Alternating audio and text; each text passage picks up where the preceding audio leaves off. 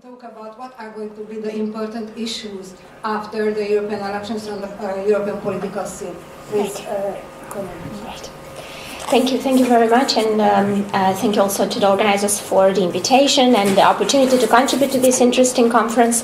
I will not try to solve the puzzle that you've mentioned, which I believe is quite a large one anyway. Instead, I will merely throw a few points of discussion into the mix, and we'll take it from there. And I will start with the political context, which, as we've heard yesterday and today, is one defined by a high degree of fragmentation and distrust among the member states and between national capitals and Brussels, and a high level of volatility and polarization of domestic politics in most EU countries. And these divisions do not affect only political elites, but also societies as a whole, with an aggressive resurgence of national stereotyping, historical resentment, a damaging blame game, and so on. And this is clearly one of the biggest collateral damages of the polycrisis that we have witnessed over the past years. The new EU institutions, then, with their new composition following the European elections that will take place next month, are likely to mirror these divisions between and within member states. After all, as we've heard many times before, the EU is also the sum of its member states. So, if we take first the European Council, its composition will depend on national elections, and 2019 is a massive election year in Europe. Parliamentary elections in 7 member states and presidential elections in 6.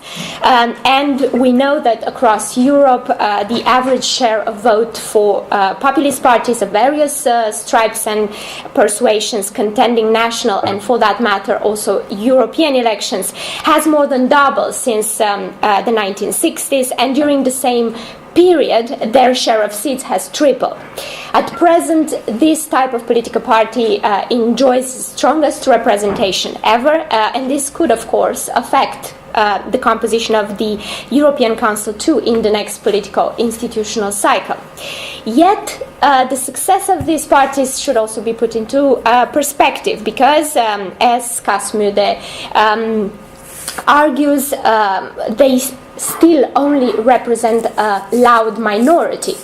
And also, to date, the European Council has proved capable of taking decisions in response to many of the various crises of the past years, including during the Brexit negotiations, a trend which will hopefully continue in the next period, even if some of the issues that are in the pipeline at the moment, for example, migration, are quite divisive. Turning then to the European Commission, the future Brussels executive will also have to deal with the challenge of an increased number of Eurosceptic populist governments nominating Eurosceptic commissioners. And this could, of course, make the formation of the next Commission, but also decision-making in the next Commission more complicated, more difficult. Of course, the Commission President has the power to ask the Member States to nominate another person, and can always work with the European Parliament to back such a request. However, the next Commission President should probably avoid further isolating Eurosceptic governments by offering their Commissioner nominees only light portfolios. Instead, the next Commission President could, for example, consider giving some of them weighty but not political sensitive portfolios, for example, agriculture, transport, regional development, as a means of sending a message of engagement, but also of increasing their share of ownership in the European project. But while engaging these governments constructively, the next Commission President should definitely avoid assigning vice presidential roles or sensitive portfolios, for example, the post responsible for the rule of law, to commissioners coming from countries that have problems in those areas. Finally, the European Parliament, too, will have to deal with a bigger group of EU negative forces, or whatever you want to call them. And sure, these parties tend to find each other's company hard to bear and are likely to remain divided. Also, it is true that despite populist MEPs being more numerous, deconstructive pro-European forces will remain a majority in the Assembly, although it will require more than two parties now to form that majority, and populists could of course influence its formation too. However, if the populists do manage to form a larger party group, like Salvini is attempting to do at present, they could significantly enhance their clout and could seek or get into a position where they can block crucial decisions. And in that case, all the other parties will have to pull together to keep the EU functioning. If they don't, it is likely that member governments will start bypassing Parliament by doing intergovernmental deals.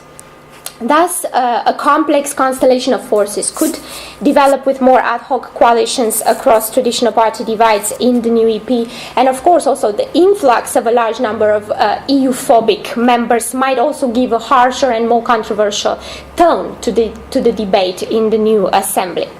A more fragmented parliament will also make it difficult to assemble a majority for the lead candidate, or what we call Spitzenkandidat. And the European Council, which under the Lisbon Treaty has the right to nominate the candidate, has already made it clear that the choice of nominee will not be automatic. In fact, the distribution of all the main posts in the new EU leadership configuration, which normally takes place as part of a bigger package deal in which various groups and parties try to find a balance, is likely to be quite laborious this time around. Now, it is not only that the composition of the new EU institutions will bear the mark of division between and within member states. The work of the new institutions too will have to cope with and will have to take place in a context that is politically and socio-economically very challenging. The Union and its member states are confronted with a whole world of problems, which in itself is daunting. For years now, the EU and its members have struggled to overcome blockages in critical policy areas, and then the fact that they also face a shortage of ideas on how to tackle some other more fundamental issues arguably further discourages them or demotivates them from even attempting to get down to work. But the EU doesn't need to solve everything at once in order to survive and regain legitimacy. Some issues might already be ripe for resolution, while others might require further thinking in order to come up with appropriate responses at both European and national level. The former will throw the EU a lifeline now when it's most needed, while the latter will make the Union fitter for the future. So what should happen in policy terms? Well, in the short term or in the short run, a more fundamental deepening of the economic and monetary union to guarantee the single currency and addressing the lack of solidarity in the field of migration, fully restoring and safeguarding the freedom of movement in the Schengen area, for example, should top the list of priorities for the EU. This is unfinished business, which no longer makes headlines, but still conditions the union's survival. And we pretty much know what to do here in this respect. The problem is rather finding consensus and assuming leadership, really. In addition, the member states should jointly work to address key priorities areas where short-term challenges reflect, in fact, long-term structural trends and also key concerns for the citizens. These include, for example, safeguarding liberal democratic values by strengthening the Union's ability to respond to governments backsliding on the rule of law, breaching fundamental democratic rights and freedoms, creating also a more social Europe with concrete and visible initiatives that address people's grievances, such as fair taxation or efforts aiming to enhance Europe's social fabric, addressing climate change to ensure that the EU becomes a climate-neutral economy by 2050, investing in innovation to sustain technological prowess as a source of wealth and jobs for European citizens, and guaranteeing security, not least by fostering defense cooperation and by adopting a firm rule-first approach on the international stage. Of course, in none of these domains the EU can deliver alone, but in all of them the Union can help its members to succeed where alone would, or separately or individually, unilaterally would fail. Finally, in the long run, to do more than merely survive, the EU should engage in some serious soul-searching and creative thinking to establish the robustness of its sacred political, economic and social models, because all concepts that have served us well for a very long time now are being questioned, as we've heard also in this morning panel, by technology, by migration, globalization, demographics, climate change, global players. And some of our most deeply held assumptions might, as a result, need to be revised or even abandoned. And this, of course, will not be easy. Yet flexibility, I think, is the only way to get ahead of events and to prove that the European Union is a project and as such is forever work in progress. So this is at least what the European Policy Center, the organization that I work for, has thought about in terms of the to-do list for the incoming European leadership in its new Challenge Europe publication that has come out, I believe, last week. Otherwise, the European Council has so far struggled to provide long-term strategic thinking or guidance for the Union's development. If you take texts like the Strategic Agenda for the Union in Times of Change or the Rome Declaration, this essentially repackaged issues that were already on the EU's radar, such as migration, external security, or socioeconomic development, instead of thinking really big.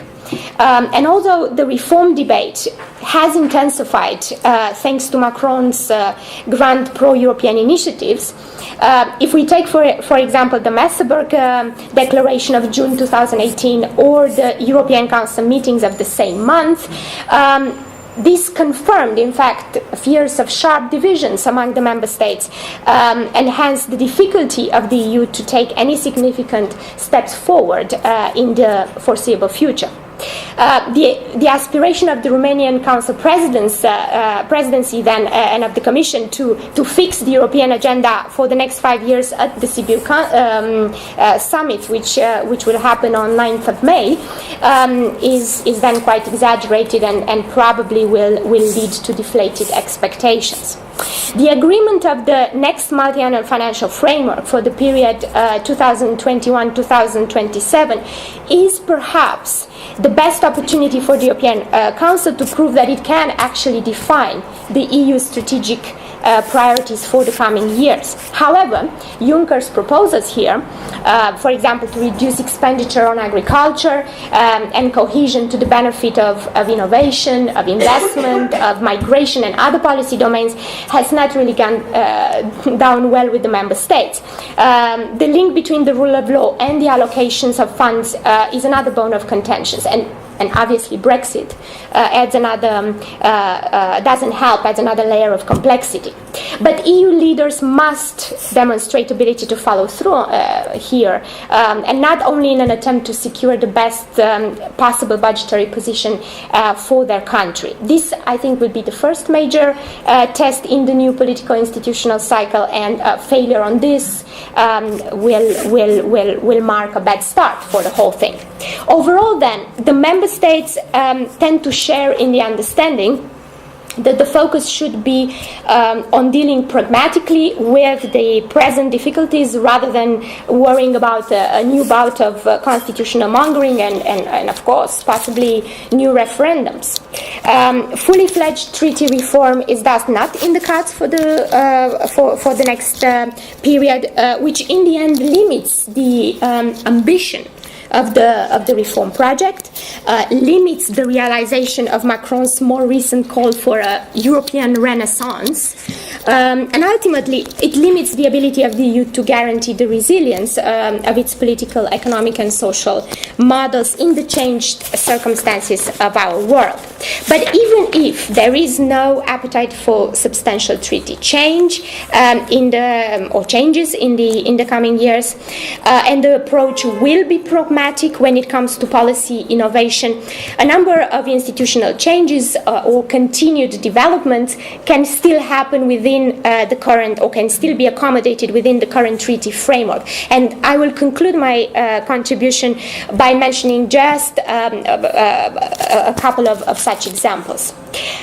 For example, when we talk about the Commission, working under the same treaty rules, the future Commission will run into the same difficulties or institutional challenges that the Juncker Commission has faced, such as the consequences of the one country, one commissioner principle. In this regard, the next Commission should improve on the innovations introduced by the Juncker Commission by turning the Commission College into a more hierarchical structure with powerful vice presidents coordinating small teams of commissioners aiming to streamline the work and to ensure policy coherence. In the long term, parts of the Commission policy enforcement role, for example in competition policy, should be or could be transferred to independent agency.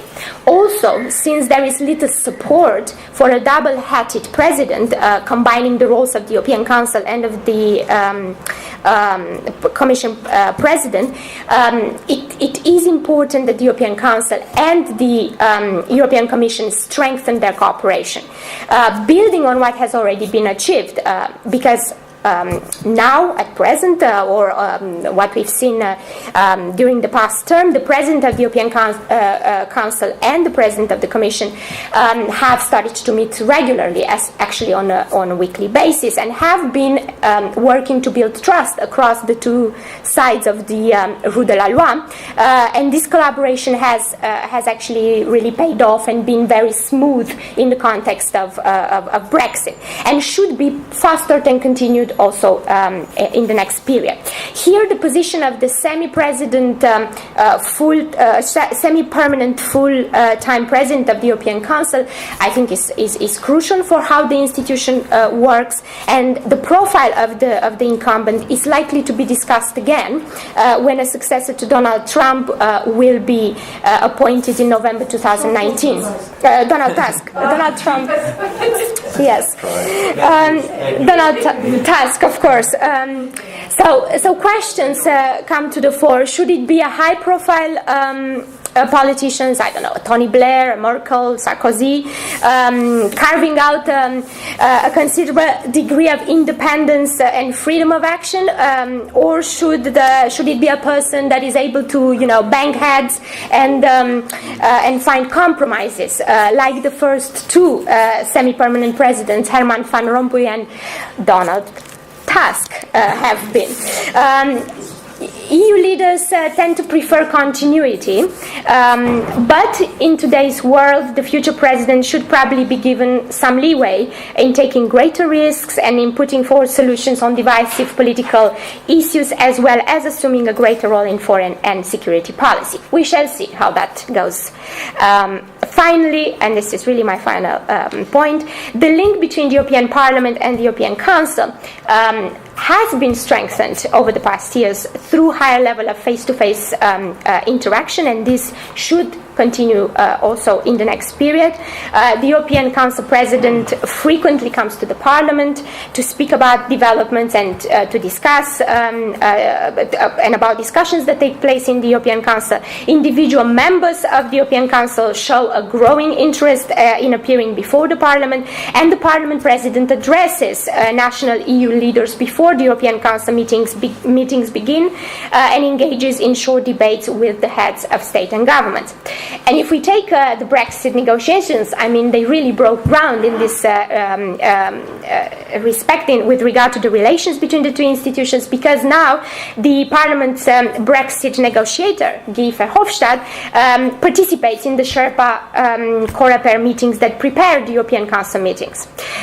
So all this practice of cooperation and coordination between the two should continue in the future, and is possible, it's feasible within the treaty architecture or structure that we have at the moment.